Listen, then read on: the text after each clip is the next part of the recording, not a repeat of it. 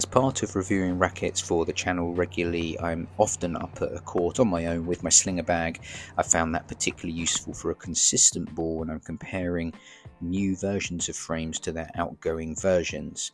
As part of that, I'm obviously keen to maintain my game level as high as I can, and I'll be hitting with humans, of course, for racket reviews, but I want to maximise my time on court, so I have become quite good at developing half an hour quick subsequent hitting sessions after I'm hitting to review frames with my Slinger Bag with my own frame to keep my game as high as possible. Part of my racket matching service involves people playing points against me, so I want to be challenging for them. So I thought I'd start to record them and share them in case it's of use to anyone. For this, all of the settings are at the same angle, 20 degrees, and for this first drill, you need to have the Slinger Bag in the middle of the ad side, halfway between the baseline and the service line. This is the settings that I'd recommend for this initial drill, which is basically hitting deep defensive backhand cross. Now, I can abbreviate this drill to slow the speed of feed down a little to then move back to the position that I would in a match after hitting such a shot. But in this instance, I was wanting to work a little bit on cardio, and I want to make sure that I can pick up balls quickly and move the slinger onto the next one quickly, which is really important when you're training with a ball machine or Slinger Bag or any version of that. Having similar settings that you can quickly set up your next drill is really important. So I was looking for cardio and repetition of just hitting a lot of balls here. Then you pick up your balls, simply move the Slinger Bag to the middle position on the juice side. And in this instance, I will start just by hitting deep defensive backhand line.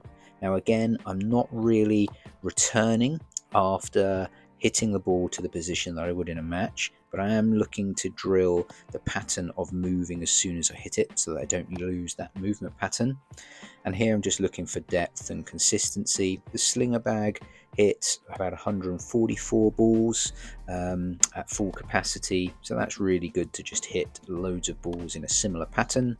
And what I will tend to do is empty 144, then refill it, and then I'll just take the speed of the power of the feed down a touch, so I get a slightly shorter ball, and then we'll just hit another 144. So as I would say, iterating again, that I'm not returning to a point that I would in matches. I'm just looking for repetition and cardio. For the next drill, I'll be hitting the opposing. So you go over to that juice side and I'll hit the deep defensive open stance forehand shot, again with the slinger set up midway between the baseline and the service line. Settings would still be the same, with that power level at 3/4 and the feed at halfway. Again, I'm not returning to the exact point that I would through a match, but I am keeping that movement pattern of hitting and then moving straight away, and I'm trying to land the ball in between the slinger and the baseline just to practice hitting good, consistent depth in defense. Quite like this drill, because it quickly enables you to pick up the balls, chuck them in your Slinger Bag, and then move them over to the opposing ad side to then just hit balls down the line.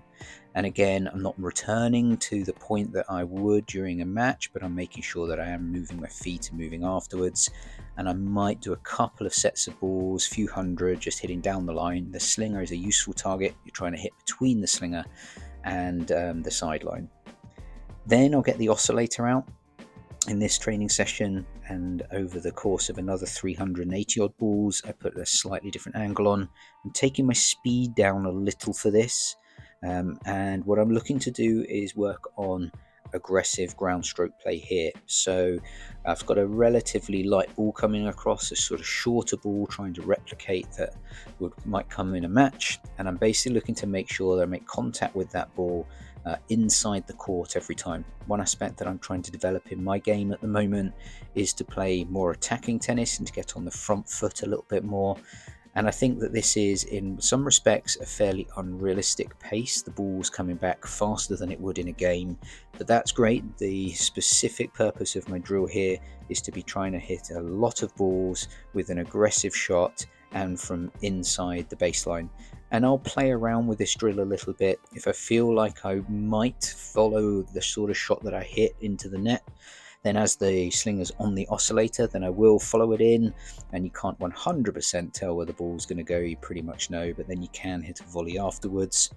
And I will usually do this 2 to 3 times for this training session, just to get loads and loads of reps. And then I think it's really important when you're training for anything to work specifically on the things that you're looking to improve. Weakness in my game is volleys, and so whilst you know roughly where this is going, it's not particularly realistic. With the oscillator moving, you are getting a different ball each time, so just to practice some movement patterns and some volley technique, I actually find this to be relatively useful. With the settings as it is, you're getting the sort of ball that you might look to put away in a match situation you might have followed into, so I also think there is some benefit there. This is the sort of ball that you'd hopefully be arriving to and putting away, so I think there's some benefit in that.